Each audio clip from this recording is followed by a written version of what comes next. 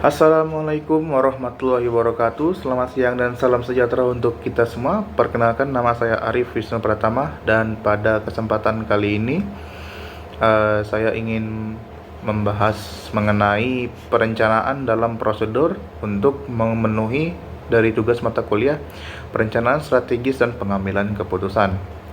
Jadi sebagaimana hal lainnya yang kita lakukan di dalam kehidupan kita tentu saja memerlukan sebuah perencanaan, ya kan? Jadi misalnya kita perlu untuk merencanakan masa depan kita, seperti kita itu mau pergi ke sekolah mana, nanti masuk ke SMA mana, baru nanti melanjutkan ke universitas mana, juga menentukan studi apa yang ingin kita dalami, baru nanti berlanjut kepada karir yang akan kita telusuri lagi lebih dalam setelah kita lulus dari pendidikan kita. Jadi tanpa merencanakan apapun, maka kehidupan kita tentu saja akan menjadi kacau balau dan tidak memiliki tujuan yang jelas, atau kurang lebih tidak ada tujuan sama sekali misalnya. Jadi apabila kita akan melakukan sebuah program atau perencanaan, maka akan sangat diperlukan perencanaan tersebut agar program yang kita lakukan itu atau kegiatan yang kita lakukan tidak menjadi ambigu, rancu, acak-adul, ataupun misalnya kacau balau. Perencanaan dalam melakukan program diperlukan untuk memperjelas tujuan atas mengapa kita melakukan program kegiatan tersebut, serta tahap-tahap yang dilakukan untuk mencapai tujuan dari program yang kita laksanakan. Bayangkan ketika kita tidak memiliki perencanaan di dalam program kegiatan kita, jadwal kegiatan program kita misalnya tidak ada perencanaan, jadi tidak jelas kegiatan kita ini apa sih, misalnya gitu kan. Jadi karena jadwal itu tidak ada dan tidak jelas, sehingga program kita tersebut pun tidak akan berjalan secara efektif, justru akan menjadi sangat-sangat kacau. Tujuan tidak ada membuat program menjadi sesuatu yang membingungkan atas apa tujuan dari program itu. Oleh karena itulah perencanaan program itu diperlukan. Jadi dengan adanya perencanaan, maka program apapun atau kegiatan apapun yang kita lakukan dapat berjalan dengan lancar, karena segala sesuatu yang diperlukan dalam program tersebut, seperti misalnya jadwal, tujuan, fungsi, manfaat, tahapan, serta koordinasi antar member dalam kegiatan atau program tersebut dapat berjalan dengan lancar dan dengan baik.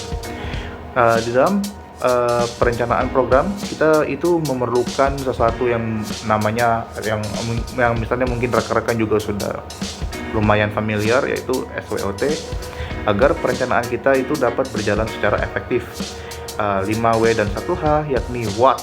Yang pertama, yang membicarakan mengenai masalah tentang apa yang menjadi tujuan dalam perencanaan program kita dan hal-hal yang dilakukan untuk mencapainya. Yang kedua, yakni why atau mengapa, yang membicarakan mengenai masalah mengapa tujuan dari program tersebut harus kita capai atau harus dicapai. Yang ketiga ada where atau di mana, membicarakan tentang di mana program dalam perencanaan tersebut dilaksanakan dan diakhiri.